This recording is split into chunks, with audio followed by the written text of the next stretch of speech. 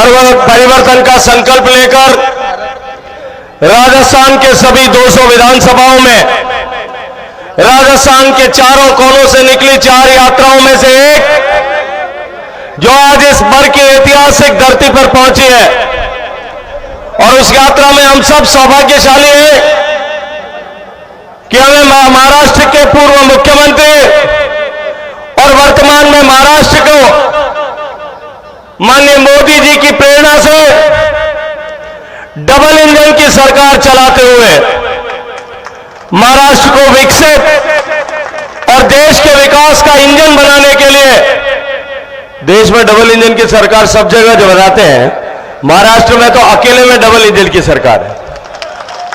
एक देवेंद्र बाबू और साथ में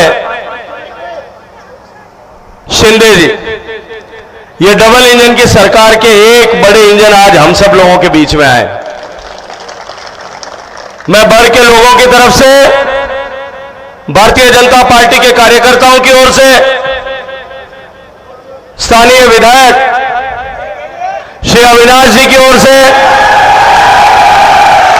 और भारतीय जनता पार्टी के संगठन के अध्यक्ष श्री मंचाराम जी परमार की तरफ से और उनकी पूरी टीम की तरफ से देवेंद्र भाई का स्वागत।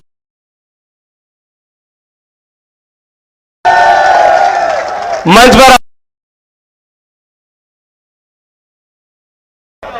राज्यसभा सांसद आदरणीय राजेंद्र गहलोत साहब है, हम सब की बड़ी बहन और राजस्थान के इस चुनाव के समर में संगठन की धार को तेज से तीखी करने वाली हमारी सब की दीदी, भारतीय जनता पार्टी की राष्ट्रीय सचिव और राजस्थान भारतीय जनता पार्टी की संगठन की सहप्रभारी, महिला मोर्चा की पूर्व राष्ट्रीय अध्यक्ष विजया ताई भी हम सब के बीच में आई है। पूरी ताकत के साथ में ताली बजा करके इनका भी स्वागत कीजिए। मंच पर भारतीय जनता पार्टी के प्रदेश महामंत्री आदरणीय जगबीर छाबा जी, आदरणीय DS ठाकुर साहब जो डलहौजी से आए हैं और डलहौजी के विधायक हैं, विधायक प्रवास के निमित्त हम सब लोगों के बीच में आए। मैं जानता हूं डलहौजी में बहुत ठंडी रहती है, यहां गर्मी में इनको फंसा तो दिया है। कैसे तबीयत है भाई, सब ठीक तो हो? ये मारवाड़ वाले खाना वाना बहुत अच्छा खिलाते हैं, ठीक तो हो ना आप? एकदम ध्यान रखो, नहीं रखो थे लाड रखो को रही वाले घुमो पको लाड रखो।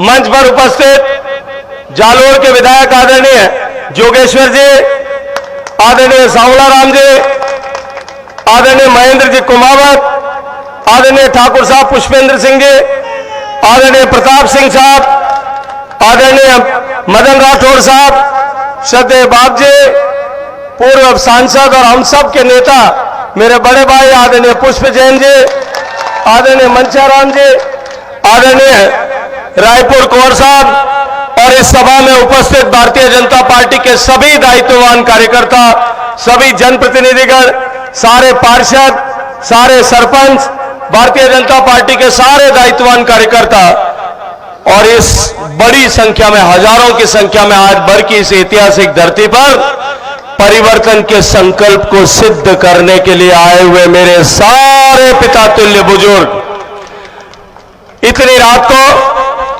घर में काम छोड़ करके इतनी बड़ी संख्या में आज यहां भारतीय जनता पार्टी के इस परिवर्तन के रथ को ऊर्जा देने, शक्ति प्रदान करने के लिए आई हुई मेरी शक्ति स्वरूपा सारी माताएं, बहनें और एक बार हमारे कालजारी कोर सारा युवा साथी, मैं आप सबके श्री चरणों में वंदन करता हूं, अभिनंदन करता हूं, आप सबको प्रणाम करता हूं, आपका अभिवादन करता हूं। मित्रों, मैं तो कई बार आया हूं, कई बार आप लोगों के साथ में आप सामने मैंने विस्तार से अपनी बात रखी है। आज देवेंद्र भाई हम सब लोगों के बीच में है, मैं ज्यादा समय आप लोगों का नहीं लेना चाहता और मैं आपके और देवेंद्र मैंने ठहरे ले तो आगे धक्के मीटिंग करनी है, आगे ब्यावर में मीटिंग है और आजकल आपको पता है 10 बजे बाद में मीटिंग अगर मैंने करी तो गहलोत साहब क्या करेंगे? मुकदमा दर्ज कर देंगे, तो लाइटें काट देंगे।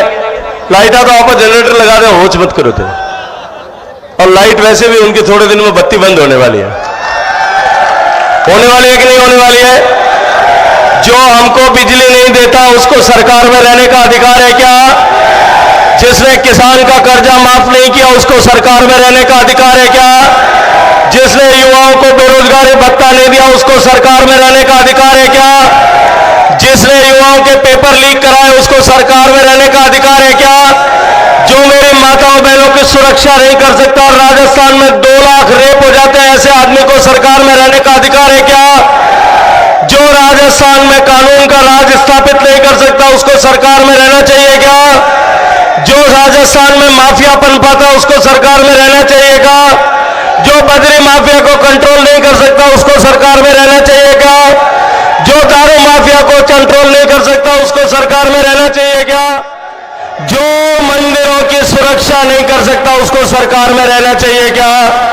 जो भगवान राम का मंदिर तोड़ता है, क्रेन लगा करके राम दरबार गिराता है उसको सरकार में रहने देना चाहिए क्या?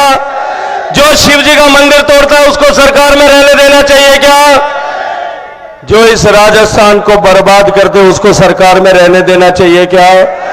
जो राजस्थान को भ्रष्टाचार में 1 नंबर पर बनाए उसको सरकार में रहने देना चाहिए क्या?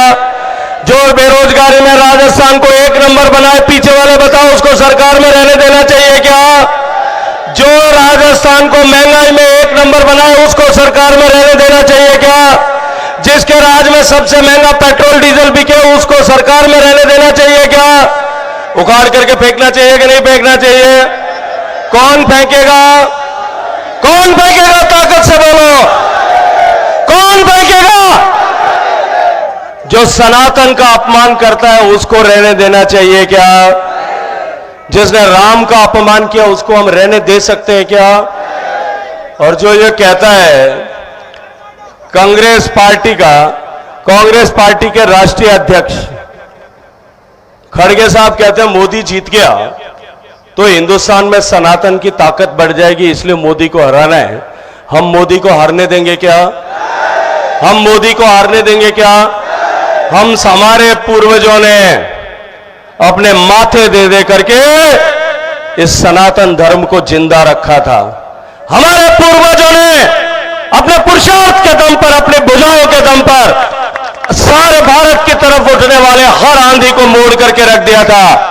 या तो वो खत्म हो गई या हमने उसको खत्म कर दिया और या डर के मारे वापस भाग गया।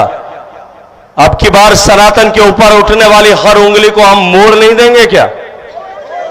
तोड़ नहीं देंगे क्या? सनातन की तरफ देखने वाली हर आंख जो उठेगी उसको फोड़ नहीं देंगे क्या?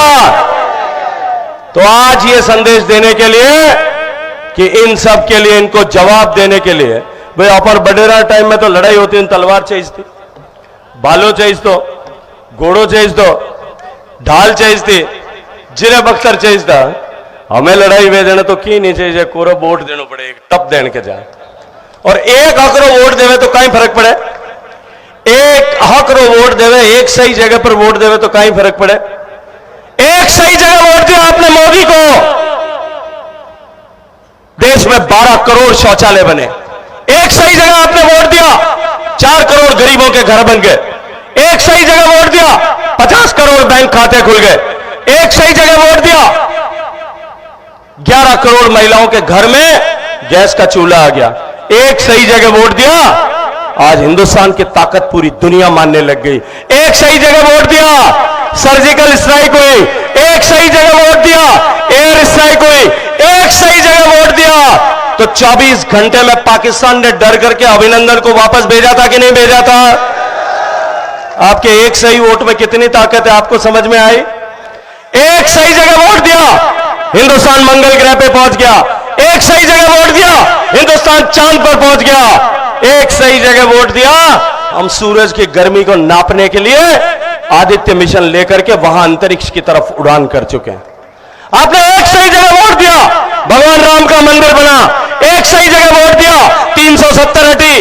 एक सही जगह वोट दिया, हिंदुस्तान के सारे मंदिरों का, राम मंदिर हो, चाहे उज्जैन का महाकाल हो, चाहे केदारनाथ का बाबा हो और चाहे का जो है काशी का विश्वनाथ हो, उन सब के मंदिरों का पुनरुद्धार हो रहा है कि नहीं हो रहा है? एक सही वोट दिया उत्तर प्रदेश वालों ने, सारा माफिया योगी जी ने खत्म किया कि नहीं किया? खत्म किया कि नहीं किया?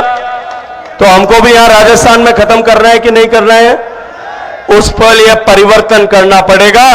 परिवर्तन का मतलब यह नहीं कि यहां बीजेपी में परिवर्तन कर दो, राजस्थान में परिवर्तन करके मोदी जी के डबल इंजन वाली सरकार राजस्थान में बनानी पड़ेगी। और वो सरकार बनाने का निमंत्रण देने के लिए, संदेश देने के लिए महाराष्ट्र से चल करके मेरे भाई देवेंद्र फडणवीस जी आप लोगों के बीच में आए। मैं पूरी ताकत के साथ में ताली बजा करके स्वागत करिए। या हम सब लोगों के साथ में हमने अपनी बात रखेंगे और पूरी ताकत के साथ में एक बार इनको एहसास कराओ कि बर की इस जमीन में कितनी ताकत है, कितनी उर्वरा है। इतनी जोर से जय श्री राम का नारा लगाओ। जब तक यहां नहीं आ जाते तब तक बोलो जय जय श्री राम।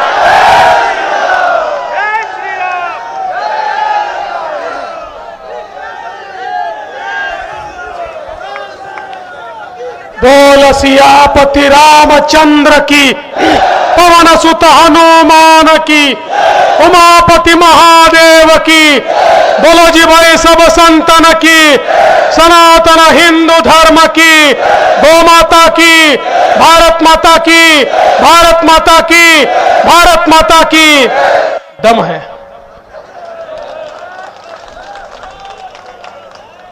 मंच पर उपस्थित जिन्होंने हमारी रग रग में जोश भर दिया, ऐसे भारत सरकार के मंत्री आदरणीय गजेंद्र सिंह शेखावत जी, हमारी विजयाताई राहटकर, पीपी चौधरी जी, राजेंद्र गहलोत जी, हमारे जनप्रिय विधायक अविनाश गहलोत जी,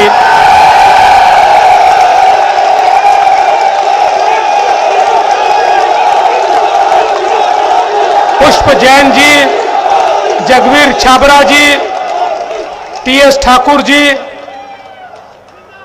मनसाराम जी, जोगेश्वर गर्ग जी, महेंद्र कुमावत जी, सावलाराम जी, संध्यानाथ जी, योगी महाराज और मंचासीन सभी महानुभाव और यहां पर उपस्थित सभी बहनों और भाइयों, आपका जोश देखने के बाद मेरे मन में कोई शंका बची नहीं है कि राजस्थान में परिवर्तन होकर रहेगा।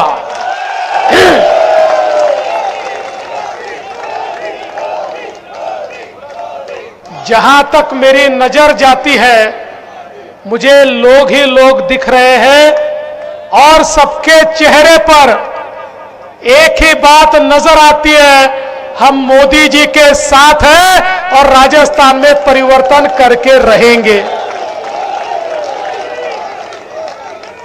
दोस्तों, मोदी जी ने पिछले 9 वर्षों में देश को बदला है। देश की तकदीर भी बदली है, देश की तस्वीर भी बदली है। आज एक ऐसा भारत हमको देखने को मिलता है जो बलशाली भारत है, जो बलवान भारत है, जो किसी के सामने झुकता नहीं है। इस प्रकार का एक भारत हम आज देख सकते हैं। और मोदी जी ने पिछले 9 वर्षों में गरीब कल्याण का एजेंडा चलाकर इस देश के अंदर गरीबी कम करने का काम किया। कांग्रेस वाले नारा लगाते थे गरीबी हटाओ, गरीबी हटाओ। उनके नेताओं की गरीबी हटी पर आम आदमी की गरीबी नहीं हटी। लेकिन मोदी जी ने इस देश के अंदर ये करके दिखाया और करोड़ों लोगों की गरीबी कम हुई और वो लोग गरीबी रेखा के ऊपर आए। ये मैं नहीं कहता, यूनाइटेड नेशंस ने, संयुक्त राष्ट्र संघ ने कहा इस शताब्दी का सबसे बड़ा चमत्कार अगर कोई होगा तो जिस प्रकार से भारत में गरीबी में कमी आई है और लोग गरीबी रेखा के ऊपर आए हैं, ये इस शताब्दी का सबसे बड़ा चमत्कार है। इस प्रकार से यूनाइटेड नेशन कहता है, जो यूनाइटेड नेशन इससे पहले भारत पर तंज कसता था, आज वो भारत की तारीफ के कसीदे पढ़ रहा है। और ये क्यों हो पाया? ये एक ही कारण से हो पाया, इस देश में आपने एक ऐसे फकीर को चुना जिसका घर नहीं, दार नहीं, संसार नहीं, जिसको केवल देश ही अपना संसार है। एक ऐसा व्यक्ति जो अपने जीवन का क्षण और क्षण और अपने रक्त का कण और कण देश के लिए देता है, जो 24 घंटे देश की सेवा करता है, जिसके लिए ये देश उसका परिवार है। ऐसे मोदी जी को आपने चुन कर दिया तो उन्होंने देश की परिस्थिति को बदल कर दिखाया। दोस्तों, एक जमाने में भारत के प्रधानमंत्री राजीव गांधी हुआ करते थे।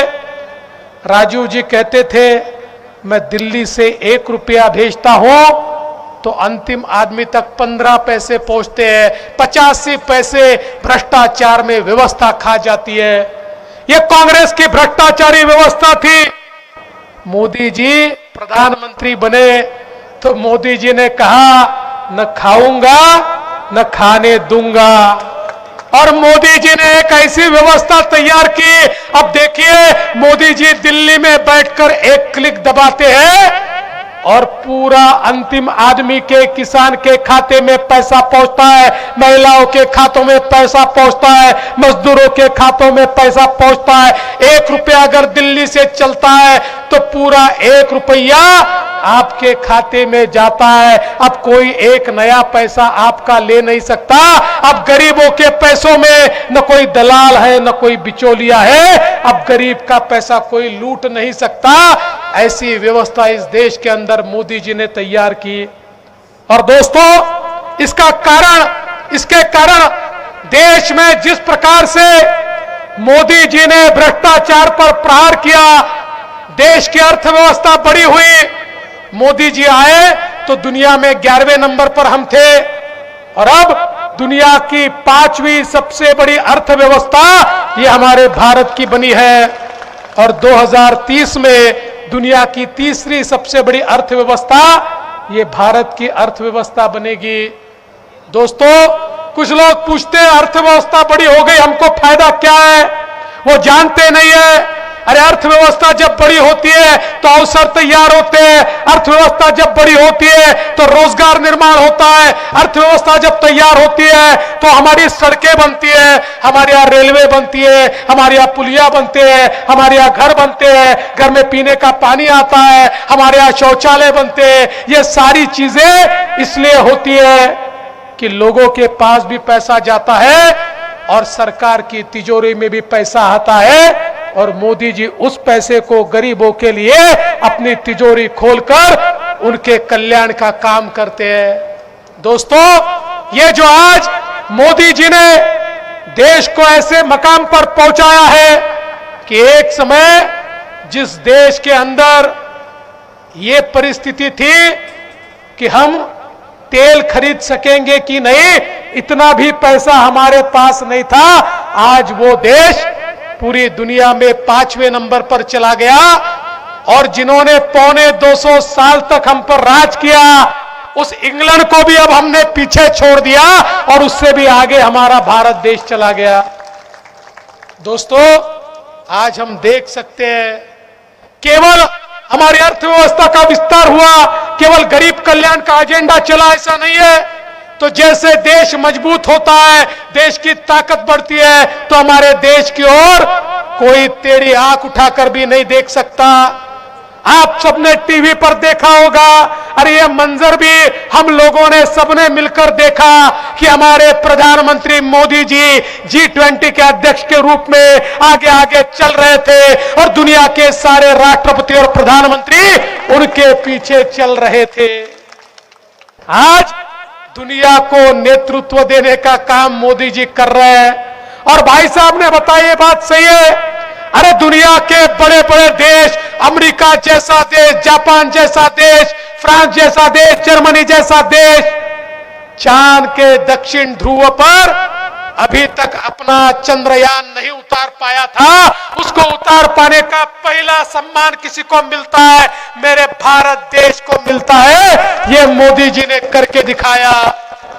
ये बात अलग है कि आपके यहां एक मंत्री ऐसा भी है जिसको ये पता ही नहीं कि चंद्रयान क्या है, इसलिए उसने चंद्रयान से चांद पे जाने वाले लोगों को भी बधाई दे डाली। अब ऐसे मंत्री जहां पर हो वहां क्या परिस्थिति होगी, अब मैं इसके ऊपर ज्यादा बोलना नहीं चाहता। लेकिन दोस्तों, आज जहां मोदी जी के नेतृत्व में देश आगे जा रहा है, वहीं पर परिस्थिति क्या है। हजारों करोड़ रुपए मोदी जी ने राजस्थान के विकास के लिए दिए। हमारे गजेंद्र सिंह शेखावत जी ने राजस्थान के गांव-गांव में, हर घर में पानी पहुंचे, 30,000 करोड़ रुपए दिए, 30,000 करोड़। लेकिन ये पैसा कहां गया, ये पैसा कहां गया, ये कौन खा गया? गहलोत जी बताइए, क्यों ये पानी नहीं पहुंचा? देश के बीजेपी शासित सारे राज्यों में घर घर पानी पहुंचता है, लेकिन आपको पैसा देने के बाद भी लोगों के घरों में पानी नहीं पहुंचता, क्योंकि ये सारा का सारा पैसा इन्होंने अपनी तिजोरी में बंद कर दिया। ये पैसा खा गए और लोगों का पैसा खाकर ये डकार भी नहीं देते। इस प्रकार की राजस्थान की अवस्था है। इसलिए दोस्तों, आज हम ये देख सकते हैं कि जहां पर डबल इंजन की सरकारें हैं, जहां पर बीजेपी की सरकारें हैं, देश में मोदी जी का इंजन और प्रदेश के मुख्यमंत्री का इंजन, ये दो इंजन जब साथ में जुड़ जाते हैं तो हमारे विकास की ट्रेन ऐसी तेजी से भागती है कि उसको कोई रोक नहीं सकता। लेकिन आज मोदी जी राजस्थान की ट्रेन को ऊपर ले जाना चाहते हैं तो गहलोत जी का इंजन उसको नीचे की ओर खींचता है, राजस्थान को कुछ नहीं मिल पाता। आज राजस्थान की अवस्था ऐसी है, यहां पर अनाचार, दुराचार, भ्रष्टाचार, बलात्कार, इसकी परिसीमा हमने पार कर दी। इस प्रकार की राजस्थान की अवस्था है। न बिजली है, न पानी है। इस प्रकार का राजस्थान, गैंग वॉर से घिरा हुआ राजस्थान, हमारी बहनें जहां सुरक्षित नहीं, ऐसा राजस्थान, यह ऐसा राजस्थान तो नहीं था। यह महाराणा प्रताप का राजस्थान है, जिस महाराणा प्रताप ने